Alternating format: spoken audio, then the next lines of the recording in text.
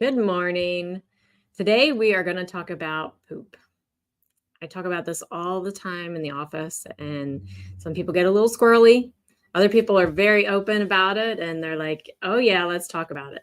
But it's important. It's a necessary thing to look at. I know some people say, oh, I don't look. Or how many times do you have bowel movements a day? Oh, once a week, but that's normal. Um, that's not normal. And they'll say, well, it's normal for me. And just, it's normal for you. That's great. But if we want our body to function the way that it was designed to function, and if we want it to be healthy, we need to have bowel movements every single day. And I know that's hard to wrap your head around for somebody that maybe their entire life they've been having bowel movements once a week, and that's now become normal for them. So that's something that you definitely want to work to correct. Okay, because we need to have bowel movements every day, preferably more than once a day. Would be great especially if you're eating more than once a day. That would be really good. So how do we know what our poop should look like? So I have what's called the Bristol stool chart. This is, so warning, don't watch if you don't want to look at poop. It's not live shots of poop, but so here's the Bristol stool chart. So type 1, type 2, type 3, type 4, type 5, type 6, type 7. So obviously, depending on what you eat and that kind of thing, you're going to, what's happening in your body, it could vary. But generally, more often than not, what would be the ideal? The ideal would actually be number 4. So smooth, kind of like not as narrow as a pencil, but, smooth and thin, like kind of like a thicker pencil, right? Like a smooth, thin sausage or snake. That would be the ideal. When it starts getting into 3, 2, okay, well, now you're probably a little constipated. It's probably going to be harder. And then you have your softer ones, 5, 6, and then 7, entirely liquid, no substance really there at all.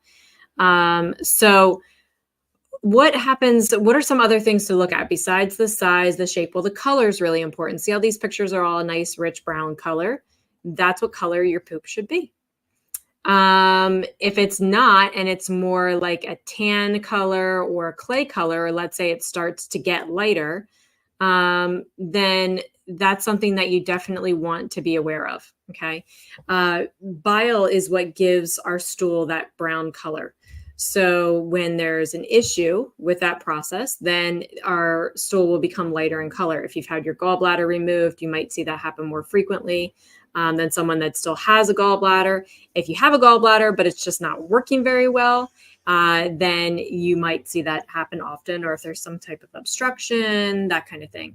So you want to be conscious of how often you're seeing those lighter color stools, and definitely reach out to someone like me or someone else that you might use to get that advice from as to how to strengthen that system so that you can because you need to have bile in your stools.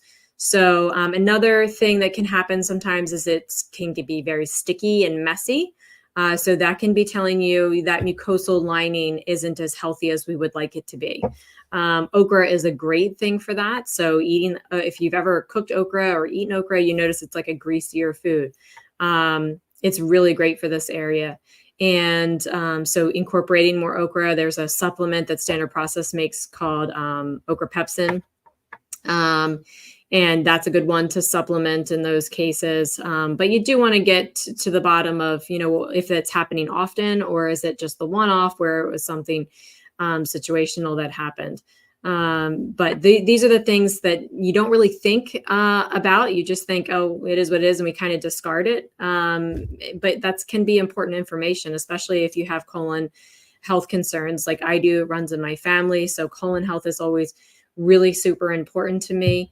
And for most of you, you may have heard my story, but my mom had colorectal cancer. And when I had my first colonoscopy, I had tumors all throughout my colon. So I take it very seriously. And it's something that, I really encourage people to watch, because it does tell us a lot about our colon health. Another thing that can be helpful here is monitoring your pH. And I'll talk about that in a video next week. And so stay tuned for that one. But that can also be helpful when it comes to monitoring your colon health and making sure that you're having bowel movements when you should. If you have questions, mention them in the comments, or you can certainly message me, email, call.